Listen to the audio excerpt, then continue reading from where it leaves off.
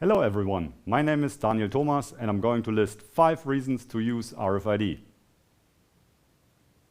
First, huge reading field. The greatest advantage of RFID is the huge reading field, which works from 0 millimeters to several meters. It's also very tolerance forgiving. You don't need to be in an exact laser line or worry about depth of field. Second, fast object identification. Trains with speed of 200 kilometers an hour are no problem with an RFID long-range reader. And smaller speedy objects can be easily identified with this mid-range reader. Third, bulk reading. The capability of reading hundreds of tags within a second is called bulk reading. This is, for instance, necessary when identifying dozens of tagged objects in a cardboard box. Fourth, resistant to wear and tear. RFID is not depending on a line of sight.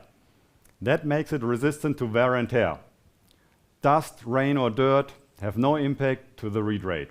RFID is maintenance-free, cleaning an optical lens becomes obsolete. Fifth, rewritable data carrier. With RFID, it's possible to write and rewrite new data to a tag. Data carriers can be recycled for new tasks. These were my 5 top reasons to use RFID.